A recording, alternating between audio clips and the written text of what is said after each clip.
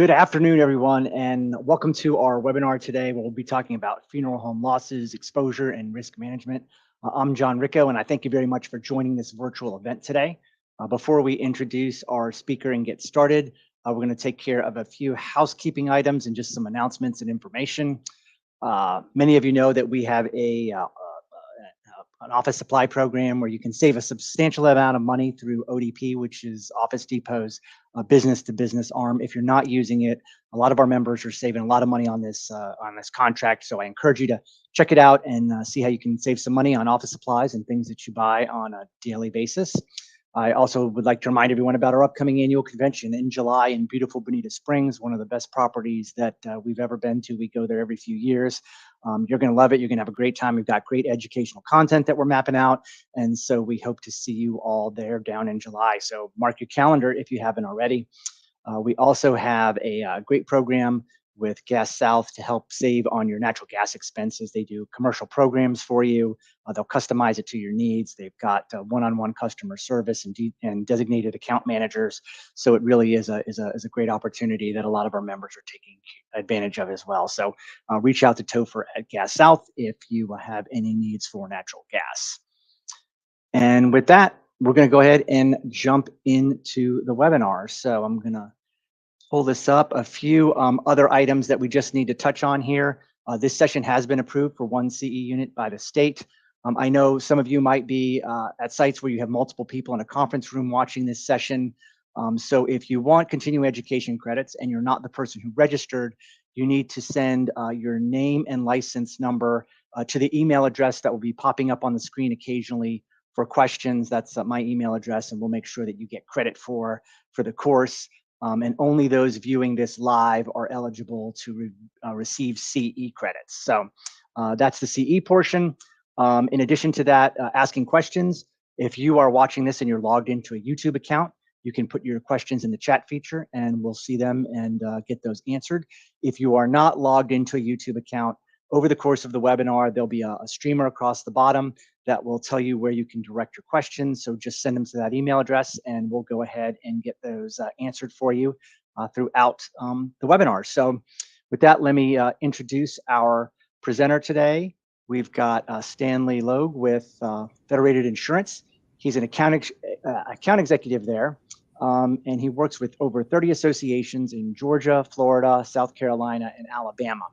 Prior to taking on that role with Federated, he was a marketing representative in Augusta, Georgia for 3 years, where he serviced several Federated clients and worked as an insurance advisor to more than 15 funeral firms.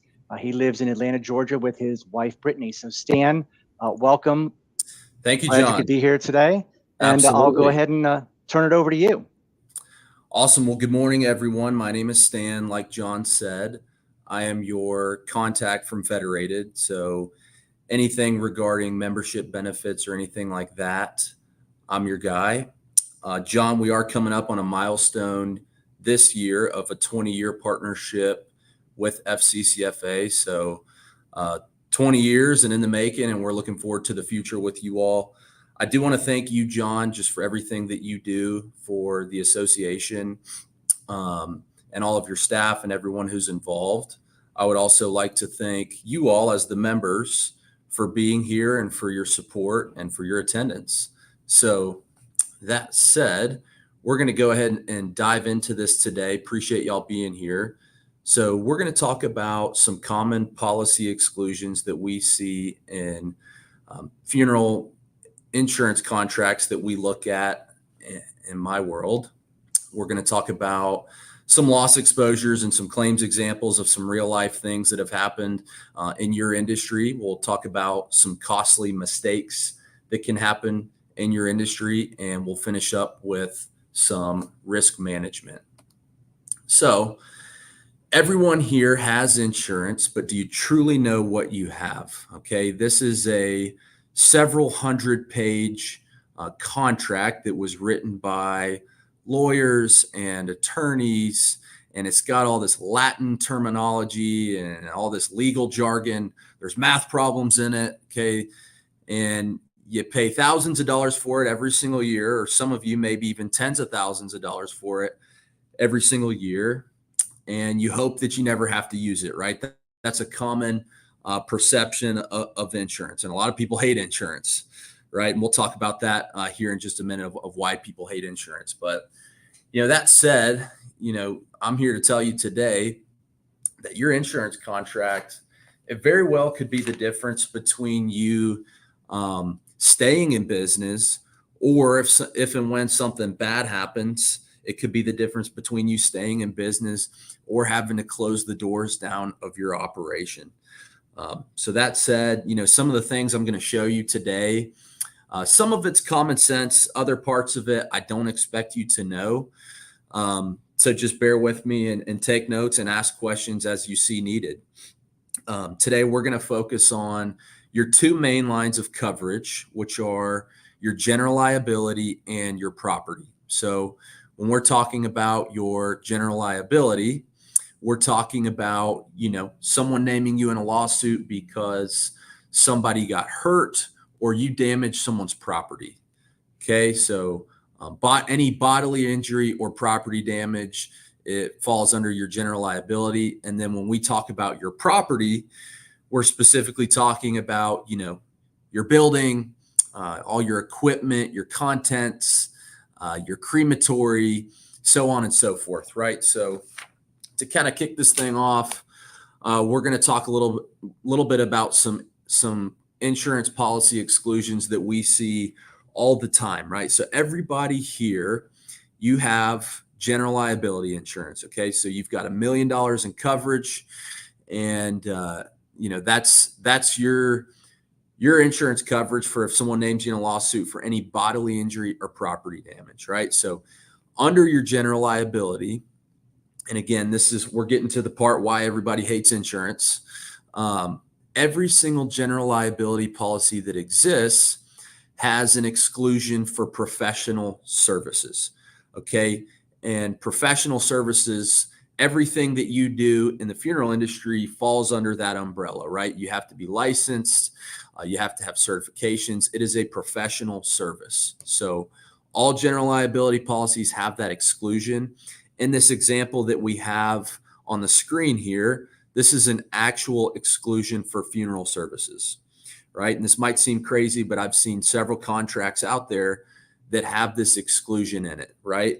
To take it a step further, we said your general liability is for bodily injury or property damage. So in order for it to be triggered, somebody physically has to be hurt or some property has to physically be damaged. So if you continue to read the contract in this big book, in this big binder that you have, you'll notice that it says nothing about mental anguish, right? And so when we talk about mental anguish in your industry, we're talking about someone who claims that they have had some type of, they're permanently damaged or scarred mentally because of an experience that they had with your funeral home, right? So this could be, someone saying, yep, I'm going to have mental health issues for the rest of my life because of something that I saw or something that I experienced, right? It could be, loss of cremation remains. It could be cremating of the wrong body. It could be a casket tipping over during a service, right? An error or an omission with pre-need insurance, right? A showing of the wrong body. And the list goes on and on and on. So, and we'll talk about some risk management items for that later on in the presentation. But the good news is, the way insurance works, right? You have your big policy. In your policy, you have a forms and endorsements page. So this forms and endorsements page basically has a list of all of your exclusions and all of your endorsements. So if you're taking notes today, I would recommend that you jot this down. So every single person who's on this call or who's watching this video, you absolutely need to have this coverage in your policy. Okay. It's called Funeral Services Professional Liability Coverage. And what this does is all of those exclusions that we talked about, this specifically endorses your policy to bring coverage back into your contract. So again, the way it works is that this brings coverage back, right? And this is the part where I don't expect anybody to know this. If you were to ask me when I'm visiting one of you at your funeral home down in beautiful Florida, to say, "Hey, Stan, come in the back and show us what you got, man." Start to embalm this body, right? I would look at you. I wouldn't even know where to start. That's why we're all professionals, and that's why we hire people to handle these things for us. And so this isn't on you. This is something that I would say is totally up to your agent and how they program your insurance contract. So, our recommendation is pretty simple, right? Sit down, go through your contract. Again, it can be very confusing on the way that it reads, but make sure you have this coverage in your policy. If you're a federated client and you're watching this is something you don't have to worry about.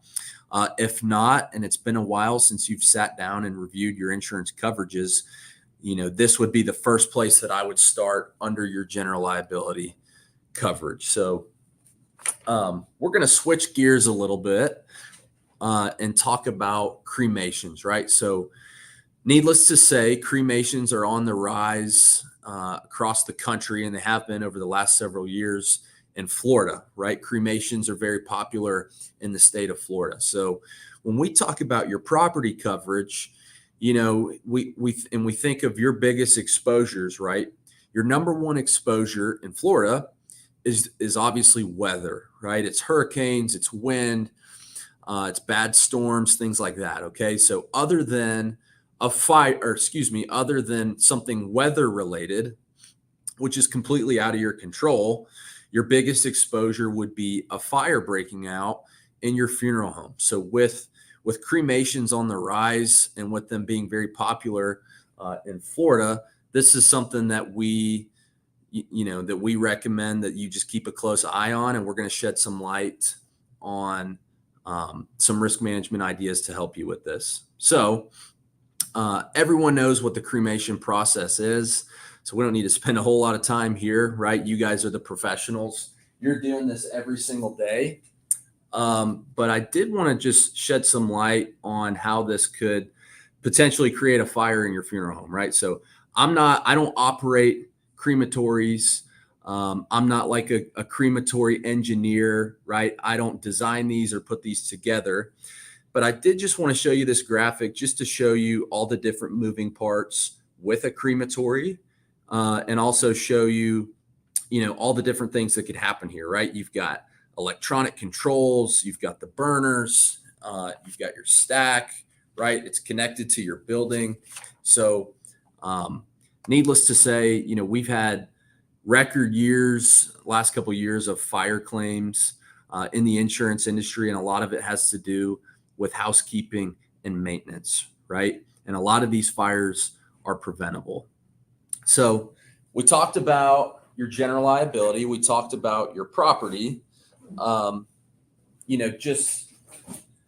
want to take a moment just to roll through some real life claims examples of some things that we see. These are real clients of ours who have had to use their insurance and file these claims. And a lot of these were preventable. So here we have early 1900s building that caught on fire in the residential part of the funeral home, which is a very common thing in the South, right? And this was completely related to electrical wiring.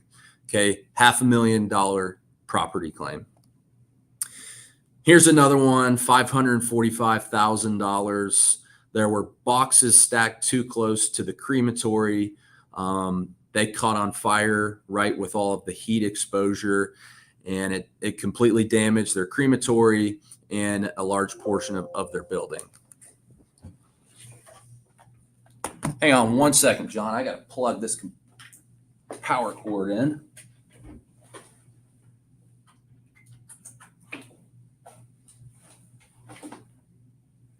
All right, we're back. Sorry about that. So moving on to another real life claims example. So in this case, a crematory retort stack was installed without enough clearance to the combustibles because the roof opening was too small. this was an $883,000 fire claim, right? So this stuff is real. We deal with this stuff, unfortunately, all the time. I've heard horror stories. So when I was a marketing rep for Federated, I'll never forget this day as long as I live. It was Christmas Eve, and got a phone call from a client of ours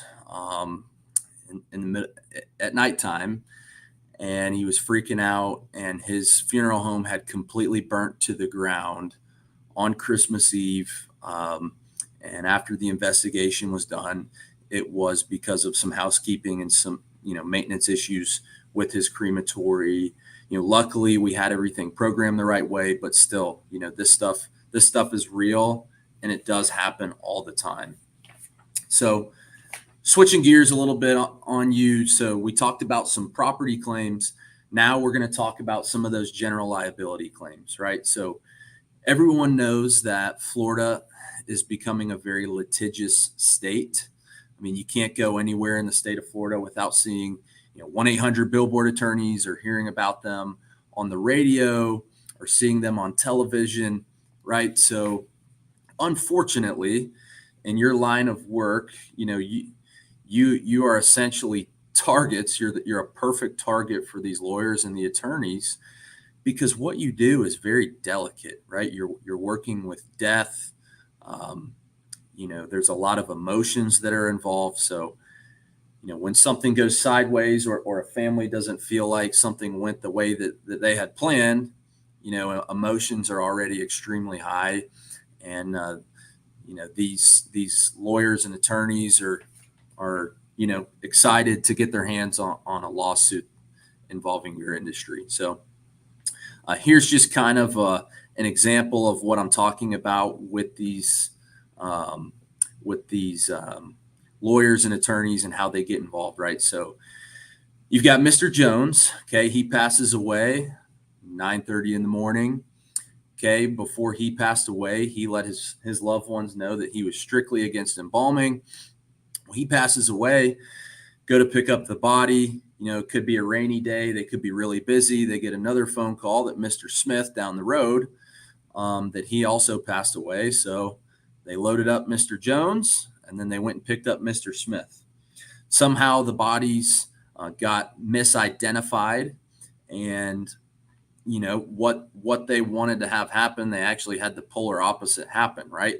Mr. Smith, who was strictly against cremations, he was cremated, and Mr. Jones, who was strictly against embalming, was embalmed, right? So this is just kind of an example of what we're talking about and some things that we're seeing. In this case, this was, call it $1.5 million per family. You're looking at a $3 million claim. Here's some headlines. These are some real life examples of some things that we've seen. A family sues for $50 million over a wrongful cremation. A family sues after receiving the wrong cremated ashes. Don't ask me how they knew that it was the wrong cremated ashes. You might know. I have no idea.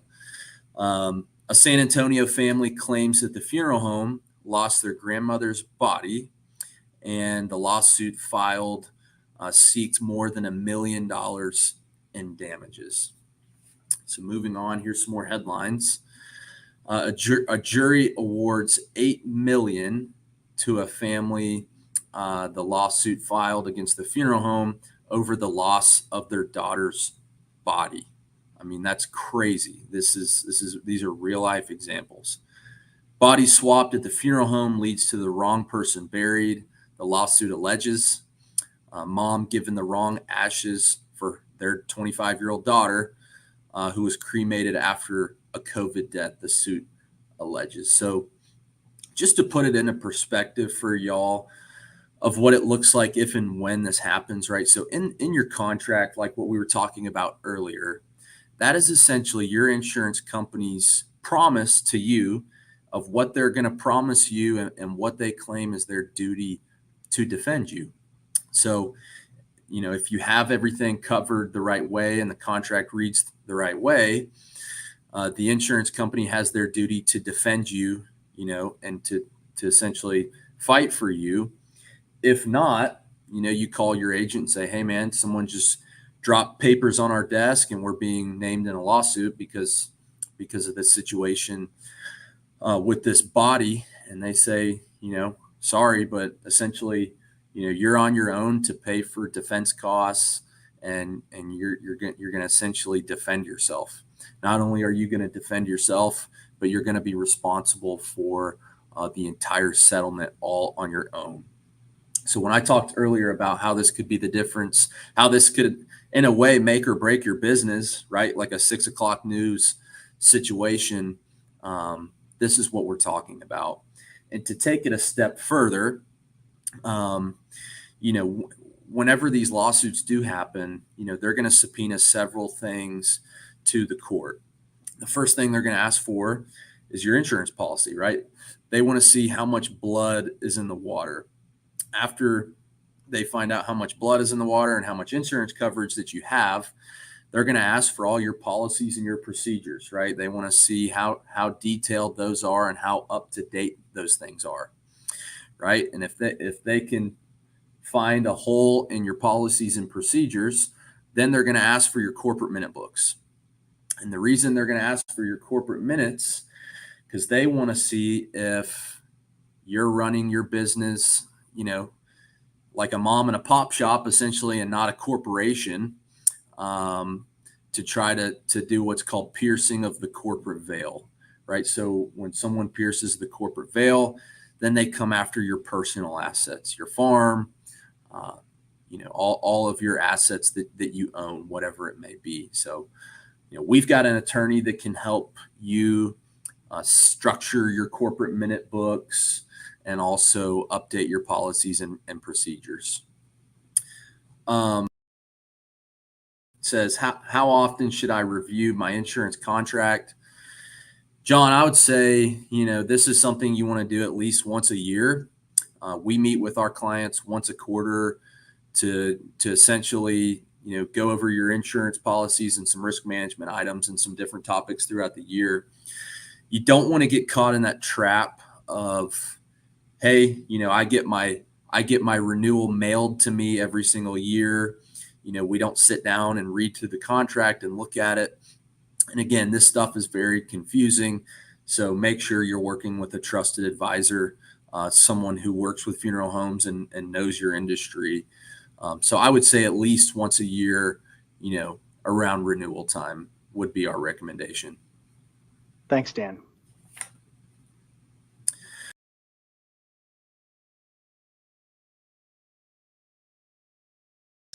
May seem kind of silly, but for the purpose of the education and the credit, we're going to roll through these anyway. So obviously a costly mistake would be to cremate the wrong body.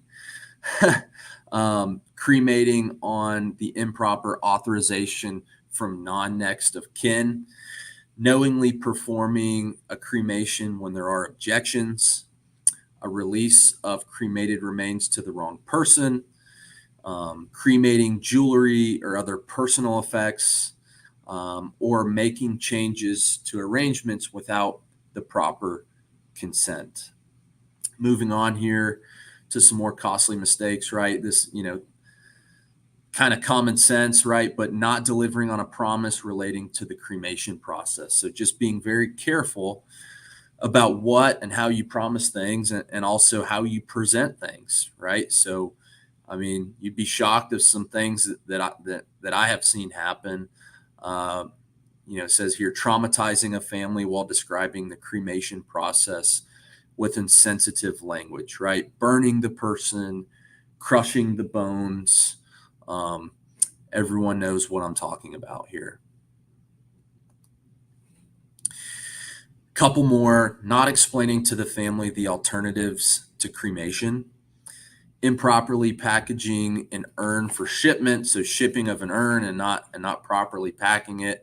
Someone receives it and it's broken or it's damaged. That would be a costly mistake. Or if the remains are stolen, right?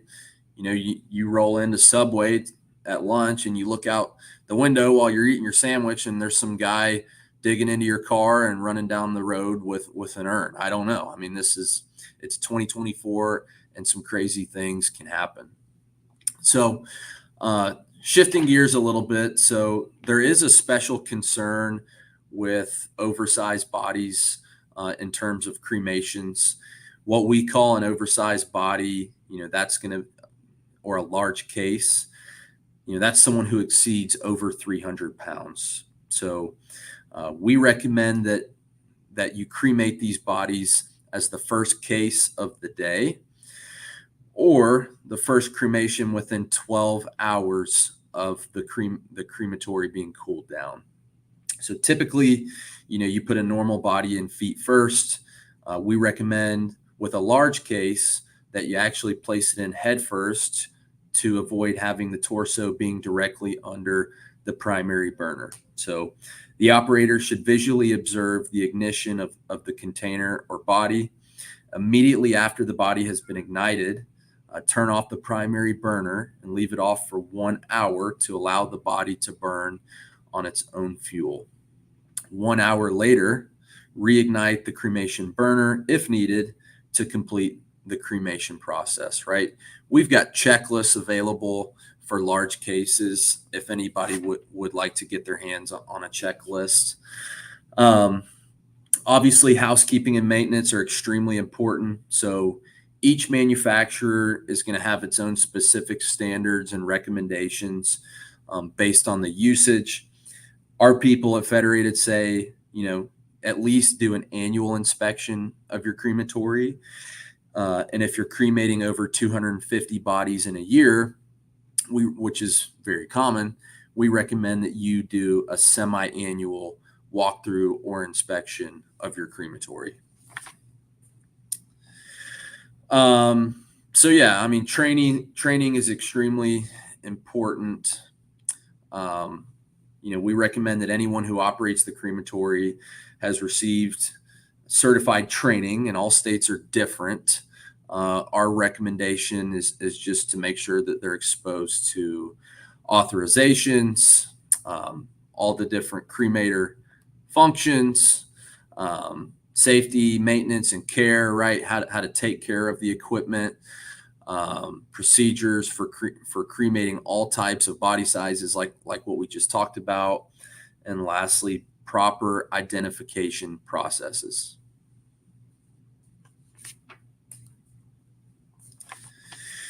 One of the main things that we recommend on top of everything else is having an up-to-date cremation authorization form, and something that's going to cover all of these bases.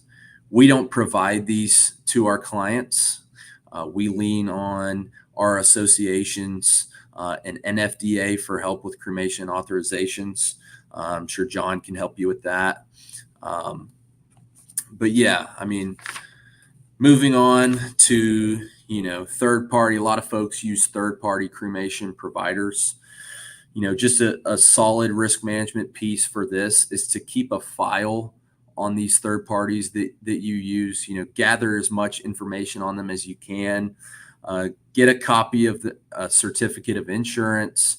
Make an annual visit to the facility just to pop in, see what's going on. Make sure you have all of their licenses and all their certifications and things like that. Obviously, look out for any red flags. So if I'm a third-party cremation service and I'm charging a third of the price of what a typical cost is in that area, that's a red flag, right? So just keep your head on a swivel and look out for any red flags with a third-party cremation service. So some more risk management pieces, and we're going to wrap up here in just a minute. Obviously, obtain positive visual identification. Have a process in place for that. That's pretty standard. Have a call record, something that just has everything that you've talked about, family preferences, how they want the memorial service to go, final disposition. Make sure that the wishes of the family regarding disposition of any, personal effects like jewelry or glasses, that those are documented. Make sure that your drivers are aware of what your expectation is when they're behind the wheel of your company-owned vehicles. No distracted driving, making sure that they sign a company driving policy, and we can help you with that as well. Making sure you get certificates of insurance. And lastly, alarm systems, right? There's, a lot of theft that's going on. We just, obviously a good risk management piece is to have alarm systems and security systems in your funeral home. So that said, I threw a lot at everyone today. We went into some details on some of the things that you need to be aware of that are in your contract, some claims examples of some things that we've seen, some costly mistakes, and some risk management pieces that we think could, give you a proactive approach to making sure that you never have to use your insurance or call us if you're being named in a lawsuit or anything like that. So, this stuff is very important. This is one of the most important things that you buy every year, even though it just seems like, something that you have to buy, something that you have to be legal. It very well could make or break your business if a situation arises. So, Yeah, John, thanks, thank Stan. you for. Yeah. Oh, you're welcome. A question that came in through email, and you may have covered this, but it says, what's one of the main reasons that you've been seeing more fire claims? Yeah. So if you go back to COVID, so let's think about this for a minute. So since COVID, we've seen a spike in fire claims. So if you think about, a very large company, a big, large corporate company with hundreds of employees, they more than likely have someone on their staff that their sole job is housekeeping and maintenance. Then you think about other companies who have employees that wear several different hats in the business. And so after COVID, it was hard to get some folks back to work, and businesses were focused on just making as much money as they can with the employment, the employee power that they had. And so the first hat that we saw get thrown out the window was housekeeping and maintenance. That, or if you used a third party to come in and do a walkthrough of your building, it was tougher and tougher to get those folks in your business. So, it can make sense how, if a lot of fires are happening from electrical wiring or crematories or things like that, how we've seen a big spike. And it's not just a Federated thing. This was an industry-wide thing with the spike in fire claims. Thanks for that. Interesting take on that. And then there was one other, let me check my email, one other question that came in through email. Okay, so if I've taken all the proper precautions and still have to file a claim, what steps should I take? Yeah, so I mean, at the end of the day, right, you want to do everything that you can to prevent something from happening. You want to take that proactive approach. Nobody's perfect. When we talk about the liability claims and the lawsuits that we've been seeing there, it would be a completely different outcome if you had your ducks in a row and you have things on file and you've done all the right things, compared to a company who maybe, they've gotten lucky over the years, not paying much attention to risk management and being buttoned up in that regard with all the things that we talked about. And it could completely change the outcome of a lawsuit. I mean, if you're doing everything that you can to prevent something from happening compared to a company who has nothing to show for, it's going to be a completely different outcome. So you're basically just minimizing what a potential lawsuit could look like. Gotcha. Thanks, Stan. I don't see any questions in the chat, and I haven't gotten any more emails. So with that, we'll wrap it up for today. Thank you very much for presenting today. We appreciate the longstanding support and relationship, the 20 years that you mentioned at the beginning at the outset of the webinar. And once again, just appreciate you being here today, and thanks for your time. Yeah, thank you all. If you have any questions, you can get my contact information from John, and we would be happy to help you. All right. Thanks, Stan. Appreciate it, and appreciate all you participating today. Thank you all.